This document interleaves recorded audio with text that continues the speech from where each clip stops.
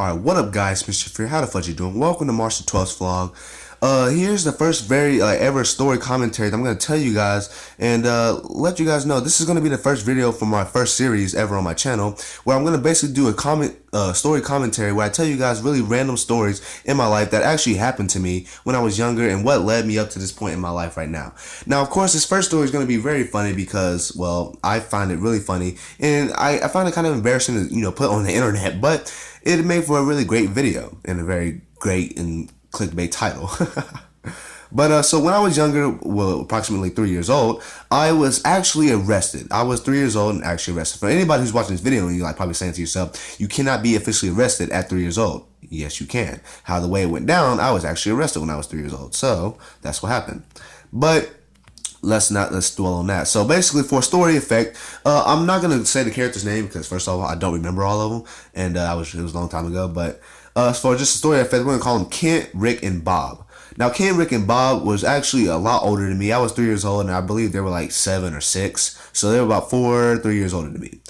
And I eventually met them at the park. Now, I believe Kent did not like me at first because, of course, I was a youngling and I was a very sarcastic little bastard, and I just did not like get along with a lot of people because I was a very weird child. But so first off, they did not like me at first, but then eventually over time we actually grew to become close friends. Well, at least I thought we were close friends, but they eventually we started hanging out more and more often. And there was this park in the middle of the apartments back in Oklahoma City, and there was a park in the middle of the apartments, and then there was a park behind the apartments. Now, of course, these are some like hoodlum children, and so they didn't really want to be seen in public doing things that they were doing. So they usually hung out behind the apartments at the park.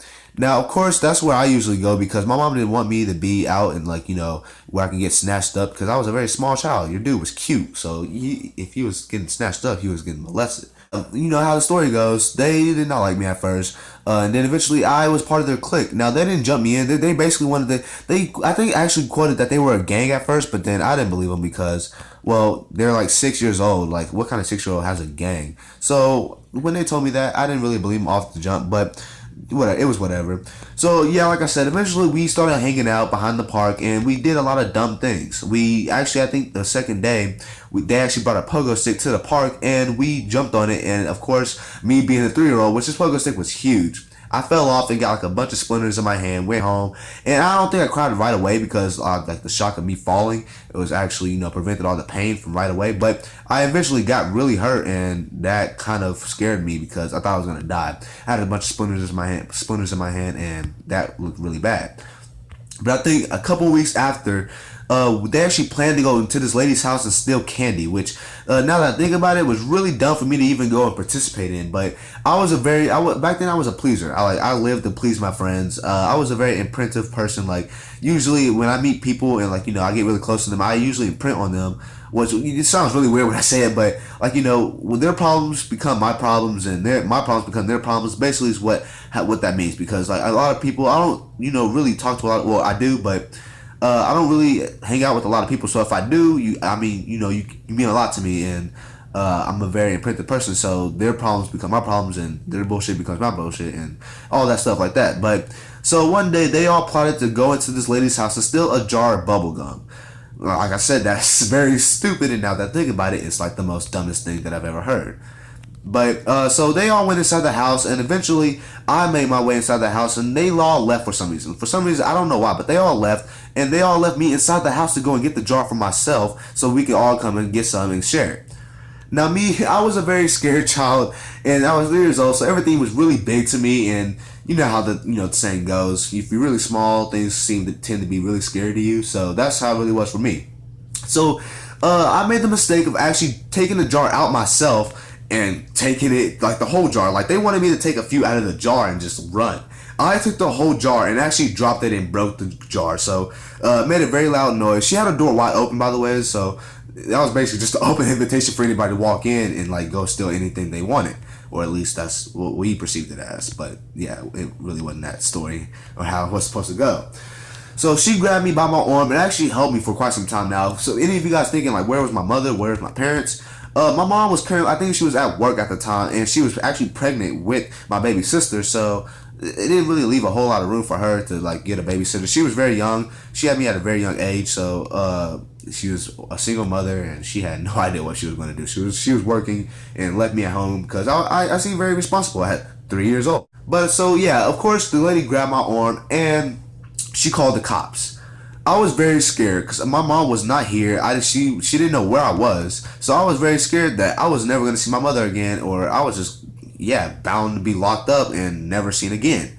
That was not the case. The cop actually took me, and he took me to I forgot, like, is it called, like, I forgot where they took me, but it was a place where like a bunch of juvenile children who were also like captured or whatever like that and locked up in this little place, and we talked to each other, and there was a lot of children with, like, I don't know, like, they had problems. They were literally like just the weirdest set of kids I've ever seen. But so they took me there, and they actually, I think I was there for like a month or so. So like my mom had no idea where I was. I was literally like gone for like a month. And she, like, literally, eventually she found me and she came and, like, basically, I don't know if she had to pay bail or something like that. I highly doubt it, but just for the case of saying, like, yeah, she paid bail to get me out.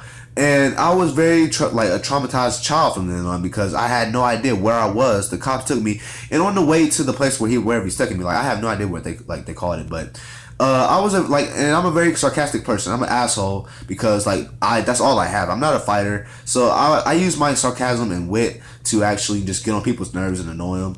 And I actually constantly kept bugging the cop, saying like, "Hey, you're gonna get fired because you took him away from my parents and you basically just kidnapped me." And told this guy and called him all a bunch of names and stuff, and he didn't really like it too much. And I don't know if I made it worse in my case because I felt like I could have got out earlier, but I pissed off a cop, and to do that thing because they basically have oversight of what you do and how they report things to each other. But so yeah, I was basically an asshole to the cop. But then eventually I seen he had gum, which is not really relevant to the story. But I seen he had gum, and I kept constantly asking for gum because who doesn't like gum? Seeing my mom for like a whole month, and then she basically came and got me, and that was basically my whole story. But if you guys ever just expected anything different from this story, let me know, because honestly that story could have went either way. I could have never seen my mother again. It was a very traumatizing story, like I said, and I will never do it again. I've committed a lot more crimes, but we don't have the time to actually talk about that. But if you guys really did enjoy the story, leave a like, and if you guys are new to this channel, hit that subscribe button, because I will be doing more commentaries like this, telling more stupid and horrendously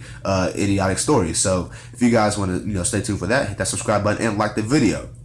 Also, if you guys want to comment down below what your first crime was, if you do remember, if you have somebody who was part of that, let me know. But yeah, if you guys did enjoy, like I said, smash the like button. Hope you guys had a majestic day, and I'll see you guys next time.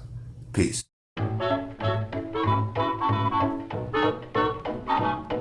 Also, by the way, go check out GamerSupps website, which will be linked down in the description below, and use code MAJESTIC for any purchase off their website. It's a 10% discount code, so you can get 10% off any purchase that you want on their website. It really would help me out if you guys go and do that. And yeah, just have a majestic day. I'll see you guys next time.